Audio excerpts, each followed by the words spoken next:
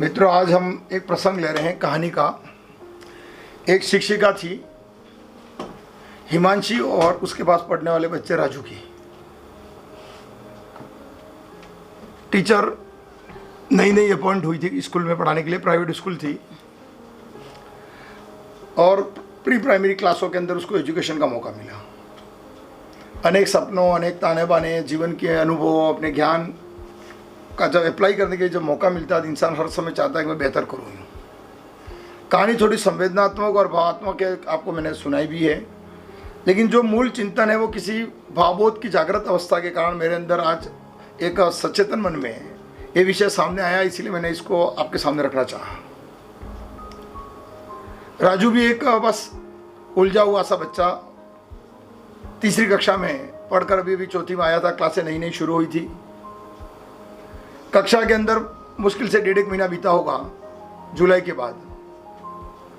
जब भी राजू जब आता तो उसके बाल बिखरे हुए, कपड़ों में मैला कुचला सा, फिर जो हाव भाव थे वो कहीं उलझा हुआ नजर आता था। कभी ऐसा लगता था कि कहीं थका हारा बस स्कूल आ रहा था। आता जरूर था नियमित, कभी समय पे आ पाता, कभी समय से लेट भी हो जाता। और जब भी कक्षा के अंदर मैडम मुझसे कुछ पूछते पढ़ाते तो उसका अक्सर जो भाव की दशा थी वो कभी कक्षा से बाहर होती, कभी बाहर होती, कभी अनमना सा रहता या कभी कुछ चिंतित बार बार नजर आता। मैडम को पढ़ाते समय यदि कोई डिस्टर्ब करता तो उसे बड़ा दुख होता और चिंता भी होती। और राजू को कुछ कुछ कहते रहते। कभी होमवर्क टाइम पे पूरा मिलता नहीं था, किताबें होती नहीं थी, साफ सुथरा रहता नहीं था, बाल बिखरे हुए रहते थे। घर में ऐसा लग रहा था कि जैसे कोई स्लम एरिया से कोई आ रहा और उसको भेज रहा हो। तो मैडम को उसको चिढ़ होती थी कि आखिर इसको ये बच्चा कितना भी समझाने बाद प्रयोग क्यों नहीं करता और क्यों नहीं कर पाता है। अब प्रत्येक दिन क्या होता है कि जब भी राजू आता और मैडम पढ़ाना शुरू करती तो रोज उसको कुछ न कुछ कहना शुरू कर देते। जब भी कोई एग्जाम्पल आते लापरवाही के या पढ़ने के नहीं या जिंदगी खराब करने वाले के या माँ बाप के पैसों खराब करने के, सब उदाहरण मैडम राजू पे ही देती थी कि जैसे राजू ही बुरा है, बाकी सब कोई रहे ही नहीं है। धीरे धीरे बच्चों को भी आनंद आने लगा, क्योंकि जो बच्चे थे वो सोचते थे कि अपन तो बचे, चलो राजू कह रहे मैडम, तो जैसे ही मैडम राजू को कुछ कहते वो सब हंसने लग जाते। राजू बेचारा बैठा रहता, कोई जवाब नहीं देता। उसके मस्तिष्क की रेखाओं पर अनेक रेखाओं के बल पड़ते हैं, संवेदना जगती, आंखों में आंसू छलकते, एहसास जताता नहीं और अपनी उस अंतर्धुंध के अंदर बस पड़ा रहता, बैठा रहता, सुनता रहता, कुछ कहता नहीं। ऐसा लगभग अर्धवार्षिक परीक्षा तक चलता रहा। अर्धवार्षिक परीक्षाएं आ गई, परीक्षा के रिजल्ट आए तो राजू लिख ही नहीं पाया था सही, ना नंबर भी अच्छे आए। मैडम को और चिढ़ चढ़ी कि ये रिजल्ट खराब करेगा, मेरा कक्षा का सबसे बच्चा ऐसा है वैसा है। इतना सुनाया, पहली बार राजू की आंखों में आंसू छलक पड़े तो उसने अपने फटे पुराने जो बस्ता था उस पर सिर नीचे रखकर आंसू पोंछे और वापस बैठ गया। आज पूरे दिन भर उसका मन कुछ नहीं कर रहा था कि मैं कुछ बोलूं या कुछ कहूं। सूखी रोटी भी टिफिन में पड़ी थी तो पड़ी रहेगी, आज खा नहीं पाया वो। और बच्चे सब आज उसको चिढ़ा रहे थे कि हमारी कक्षा का सबसे डपोर संख, और किसी को जवाब नहीं देता था। अब मैडम ने उसको पीछे ही बैठा दिया, क्योंकि मैडम ने बहुत बार प्रयास भी किया था उसके लिए कि भैया तू ऐसा कर वैसा कर, लेकिन उसकी तरफ से कोई रिस्पॉन्स नहीं आता। सुनता जरूर था, कृतज्ञता भी ज्ञापित करता, कहता भी था, मन भी करता था उसका, लेकिन रोज संकल्प लेके जाता कि कल मैं सही करूंगा। लेकिन जब लौटता तो उसी हालत में वापस लौटता। उसके पास ज्यादा कुछ कहने सुनने को करने को कुछ नहीं था। अब थोड़े दिन और बीते, वार्षिक परीक्षा के दिन आ गए। रिजल्ट बस वैसा ही रहा जैसा अर्धवार्षिक में था, वो इतना बेहतर नहीं कर पाया। प्रोग्रेस रिपोर्ट बनने लगी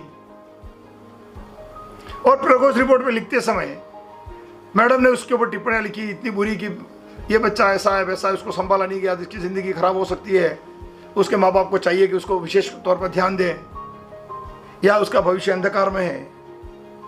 और उसको जो वर्ष भर की जो अनुभूति थी वो सब उन्होंने लिख डाली प्रोग्रेस रिपोर्ट के पीछे। अब रिजल्ट को लेकर प्रिंसिपल के कमरे में गए कि ताकि वहां उनके सिग्नेचर करा दे दें। तो प्रिंसिपल ने सबके रिपोर्ट कार्ड देखे। मैडम तो घर चले गए थे देकर, प्रिंसिपल अपने ऑफिस में बैठे बैठे देख रहे थे और राजू की रिपोर्ट को हाथ में लेकर बहुत समय तक देखते रहे। एक एक टिप्पणी प्रिंसिपल ने ध्यान से पढ़ी। उनके अंदर अनेक भाव उस संवेदनाओं के अंदर जन्म ले रहे थे। अगले दिन जैसे ही वो पहुंचे, मैडम को तुरंत ऑफिस में बुलाया गया, उनसे बात की गई। तो मैडम ने पूरी कहानी बता दी कि राजू सबसे बेकार है सर, साफ सुथरा नहीं आता, टाइम पे नहीं आता, होमवर्क नहीं हो पाता उसका, ये वो दुनिया भर का। प्रिंसिपल ने पूरी बातें सुनी उसकी। उन्होंने कहा मैडम कुछ प्रयास करना चाहिए था बच्चे के लिए, लेकिन मैडम ने फिर अपने तर्क दिए। प्रिंसिपल ने कुछ कहा नहीं। मैडम ने अपने रिपोर्ट कार्ड उठाई और कमरे में चले गए। और जो प्रिंसिपल की दो खरी खोटी सुनी थी, तो आज जाकर राजू को इतना सुनाया कि बस राजू को आदत सी लग गई थी। और आज स्थिति भी ऐसी थी कि आज उसके पास वैसे भी खाने पीने कुछ नहीं था, नहीं उसके पास, छुट्टी भी हो गई थी और बच्चा बैठा रहा। आज उसे समझ नहीं आया कि उसके कक्षा के बच्चे चले गए, लेकिन वो वहीं के वहीं बैठा रह गया। जब सफाई कर्मी आए और उन्होंने कहा कि छुट्टी हो गई है, तो उसकी तंद्रा टूटी और वो बाहर निकला तो देखा था कोई था नहीं, वो अकेला अकेला जा रहा था। प्रिंसिपल ने अपनी खिड़की से उसे देखा, उठे और जाली से उसको देखते रहे। नया चिंतन जगा। उन्होंने फिर अगले दिन सुबह जैसे ही मैडम आई, उसकी तीसरी की दूसरी की रिपोर्टें टेबल पर रखी और मैडम को बैठाया और वो प्रार्थना सत्र में चले गए। मैडम ने तीसरी और दूसरी की जो रिपोर्ट है उसकी पढ़ी थी, उसको ध्यान से पढ़ा। तो उसमें लिखा था कि कक्षा का सबसे बुद्धिमान छात्र राजू है और मैं कक्षा अध्यापिका के रूप में सोचती हूं कि मेरे ऐसा विलक्षण बच्चा मैंने आज तक नहीं देखा है। निश्चित तौर पर यह भारत का एक बहुत बड़ा नागरिक बनेगा। मेरे जीवन के पल तो खत्म हो रहे, मैं तो रिटायर हो रही हूं। मुझे तेरे को पढ़ता हुआ देखने नहीं मिलेगा मौका। स्कूल के नियमों के हिसाब से मेरा ये अंतिम वर्ष है पढ़ाने का। यदि ईश्वर ने मुझे साथ दिया होता और मुझ में ताकत होती या स्कूल परमिशन देती, तो मैं चाहती थी कि मैं तेरे को 10वीं तक तेरे साथ पढ़ाती रहूं। मैं धन्य हूं ऐसा बच्चा पाकर। टिप्पणी देखते ही मैडम की मस्तिष्क में अनेक विचार आने लगे। एक शून्य सी स्थिति पैदा हो गई। वो समझ नहीं पा रहे थे आखिर हो क्या रहा है। एक सीनियर टीचर जो अनुभवी टीचर है, वो ऐसी टिप्पणी लिख रहा है और मैं जिस बच्चे को फेस कर रही हूं वो राजू ही नहीं है। पन्ने पलटे गए। पन्ने के अंत में संवेदना का एक रिमार्क लगा था और संवेदना का रिमार्क मैडम ने लिखा था, मुझे बेटा पूर्ण विश्वास है तेरे पे। भावात्मक स्थितियां तेरे अनुकूल नहीं है, लेकिन फिर भी तू सजगता से जो कर्म कर रहा है, कल तेरी समस्या बढ़ती जाएंगी, लेकिन ईश्वर तेरे को संबलता देगा और मुझे पूर्ण विश्वास है कि इस संबलता में तू खरा उतरेगा। कुछ समय चमक पर धूल जम सकती है, लेकिन तेरी धूल टिकेगी नहीं, इसका मुझे पूर्ण विश्वास है। और शायद परमात्मा आपके मां के साथ किस तरह की घटना घटे मुझे नहीं पता, लेकिन तेरा जीवन बनेगा ऐसा मुझे पूर्ण विश्वास है। मैडम ने जब संवेदना की उस मां के बारे में जो शब्द पढ़े, तो प्रिंसिपल प्रार्थना से लौटे, उनसे संपर्क किया कि सर मैं जानना चाहती हूँ आखिर ये क्या प्रॉब्लम है। तो उन्होंने कहा कि इस बच्चे के मां के का अंतिम कैंसर का बीमारी चल रही है और अंतिम स्टेज पर है।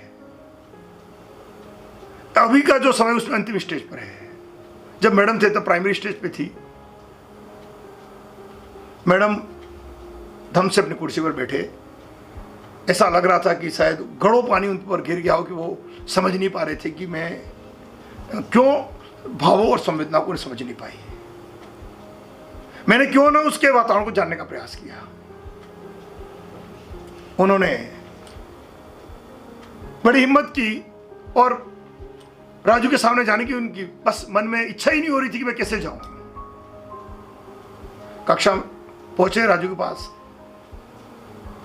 जिसे मेला दबा कुचला कहते थे, उसको अपने अंगुलियों से उसके बालों में हाथ फेरा, आंखों से 2 आंसू की बूंदें गिरी, आंसू की जैसे बूंदें गिरी राजू के सिर के ऊपर। राजू सिहर गया, ऊपर देखा तो राजू की आंखों में भी 2 आंसू, ममता की छाव के कारण बहुत दिनों बाद किसी ने हाथ फेरे थे उसके सिर पर, तो 2 आंसू छलक पड़े। मैडम कुछ बोल नहीं पाए उसे, और शाम के समय उसके घर पहुंचे किसी पड़ोसी को लेकर, और उस दृश्य को जब उन्होंने देखा तो उन्हें एक एक परिस्थिति याद आई। अनेक कागज के पन्ने कोने में पड़े हुए थे, लेकिन कोई कागज का पन्ना पूरा नहीं था। घर के अंदर हर चीज व्यवस्थित थी, और देख के समझ में आ रहा था कि वो अकेला ही बेटा है जो अपनी मां की देखभाल कर रहा है। तस्वीर पर पिता के हार चढ़ा हुआ था, समझ में आ गया कि पिता है ही नहीं इसके। मां बिल्कुल बिस्तर से उठ ही नहीं पा रही थी, और एक अबोध बालक 4 साल का जो बच्चा काम करता घर में, वो पूरा दिख रहा था। और इन परिस्थितियों में जो किताबें कागज बिखरे हुए पड़े थे, अर्थात उसने एक एक चीज अपनी क्षमता से याद करने की, पढ़ने की सब कुछ कोशिश की थी, लेकिन समय कभी पूर्ण बनता ही नहीं था, तो किसी भी चीज को वो पूर्ण कर नहीं पाता था। उस आधे घंटे के दृश्य में 17 बार उसकी मां ने राजू राजू करके उसकी मां बुलाती रहती, और राजू बीच बीच में उठकर अपनी मां को काम करता, कभी रोटी बनाते हुए, उठते हुए, कभी किसी और चीज को लेकर। और गरीबी का जो तांडव था वो और अलग। आस पड़ोस से पता करने पर पता चला कि 3 घरों के अंदर वो बर्तन साफ करके भी पैसे लाकर अपना खाना पीने का खर्चा चला रहा है। मैडम के भावों की, दुख की कोई सीमा नहीं थी। मैडम वहां से चले आए घर पर। अगले दिन से जब स्कूल में आए तो आज उनका पूरा मन और भाव बदल चुके थे। राजू को उन्होंने आगे बैठाया और बड़े प्रेम से उसको एक एक चीज समझाने लगे।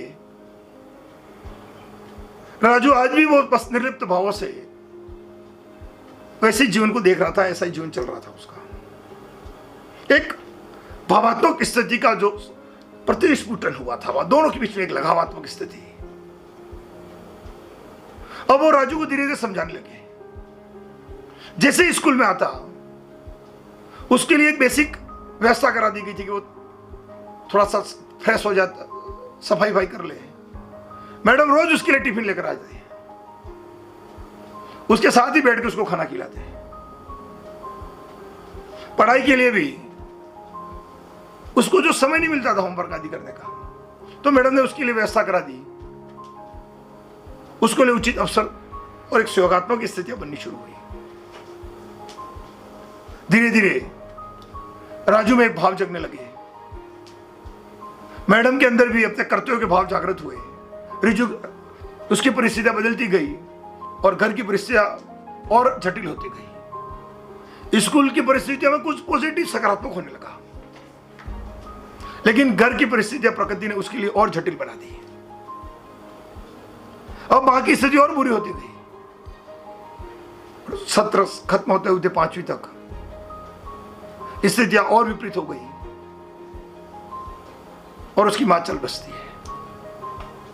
राजू के लिए एक बच्चा खुशा समय था, वो भी चला गया। परिस्थितियां पूर्णतः विपरीत। अब राजू के पास कोई था नहीं, और जो चोपड़ा जिस मालिक के संवेदना से उसकी मां की बीमारी के कारण रखा था, वो भी खाली करवा दिया गया। अब राजू के पास ना रहने का ठिकाना था, ना कुछ नहीं।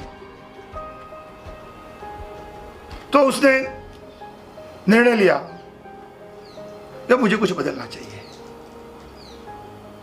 और उसी समय शिक्षक दिवस का एक समय था, 5वीं क्लास का जो प्रारंभ का समय। तो राजू ने अनेक लोग अनेक गिफ्ट लेकर गए थे। एक अखबार के अंदर मैले कुचली चीजों के अंदर राजू ने एक अंतर की शीशी आधी और एक मां का जो कड़ा था उसके हाथ का, वो दोनों वहां टेबल पे रख दिए मैडम के। मैडम ने झट से उसको उठाए सबसे पहले, बाकी बच्चे सब देखते ही रह गए। और मैडम ने इत्र लगाकर पहले अपने ऊपर छिड़क लिया उसकी शीशी में से, और कड़ा हाथ में पहन लिया। राजू की आंखों में आंसू छलकने लगे। आशीर्वाद लिया, पैर छुए और कहा कि मैडम, मुझे आपके जीवन से मेरी मां की खुशबू आती है। जैसे वो मां का इत्र लगाया था तो उसको पुरानी कोई शीशी पड़ी थी, तो मैडम ने उसको गले से लगा लिया। दोनों के आंखों में आंसू छलके। फिर एक नोट था, उसने पकड़ाया और उसने कहा कि मैडम, मैं यहां अब रह नहीं सकता हूं, मेरे पास रहने का कोई है नहीं, तो मैं दूर एक दूसरा जो गांव है वहां मैं मंदिर में रहूंगा। और उस मंदिर के पुजारी ने मुझे कहा है तो मैं जाऊंगा।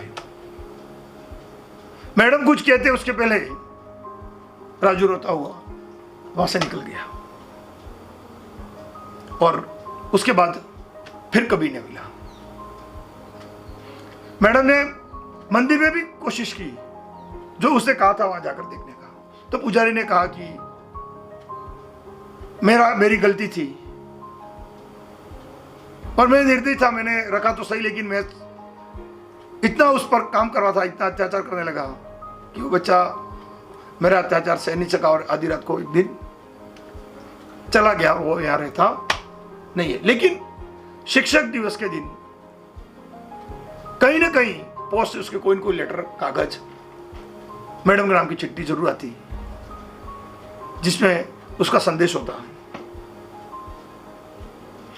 बार बार वो कहता कि आप मेरी मां हैं, आपने जिस तरह मुझे बदला है, जो भाव और जो अपनत्व आपने मुझे, क्योंकि आपने मुझे जो डांटा है उसमें भी आपका भावात्मक मेरा प्रेम जो छलकता था। मैं एक टीचर की वो पीड़ा झलकती थी जो मैं एक सही नहीं कर पाता था। समय और लंबा चलता गया। अब मैडम खुद भी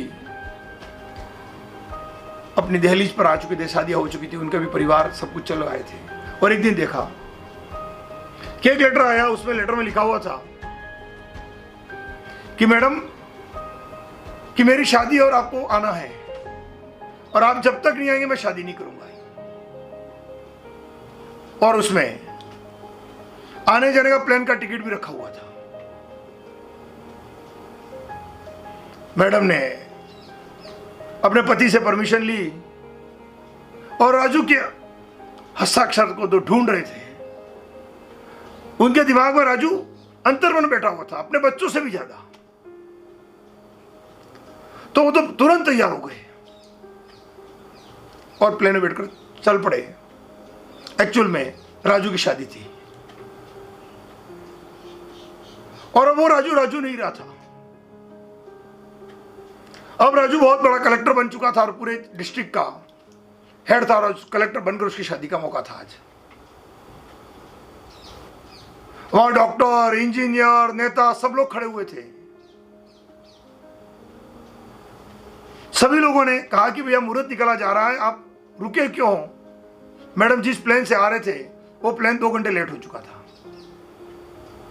तो राजू ने कहा कि जब तक मेरी मां नहीं आएगी मैं शादी नहीं करूंगा। एक भावात्मक स्थिति का एक अनुबंधन। अनेक लोगों ने, जो उसकी शादी होने वाली थी, उस लड़की ने भी कहा कि तू बोरोज कहती थी ना मेरी मां को मिलना है, मैं आज मां को दिखाऊंगा तेरे को। 2 घंटे बीत गए, सब लोग खड़े रहे। कर भी क्या सकते हैं, कलेक्टर की शादी में आए हैं, क्या कह सकते हैं किसी को। समय बीता, मैडम आए, राजू दौड़कर मैडम को लेने गए। मैडम ने उसको कसकर आलिंगन में पकड़ लिया। राजू ने उसके पैर छुए, दोनों बहुत समय तक रोते रहे। जब दोनों अलग हुए, वो सबके सामने लेकर आया और कहा कि यही मेरी मां है जिसके लिए तुम सब इंतजार कर रहे हो। हाथ में वही कड़ा पहना हुआ। मैडम ने भी वो कड़ा छोड़ा नहीं था, वही अंतर की शीशी, वही अंतर डाला हुआ। राजू और मैडम दोनों ने पूरा राजू का मंडप की क्रियाकलाप मैडम के द्वारा पूरी करवाए गए। नववधु को प्रवेश करवाया गया।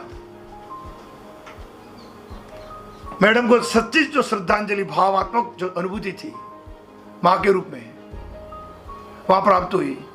मैडम ने कहा तू ही मेरा सच्चा बेटा है। और इतनी खुशी हुई कि जैसे विदा करने का समय आया, मैडम को भी अटैक आ जाता और वहीं उनकी मृत्यु हो जाती है। जब जेब में से पर्ची निकालते हैं तो पर्स में से निकलती है कि मेरा अंतिम संस्कार राजू ही करेगा, मेरा बेटा नहीं करेगा।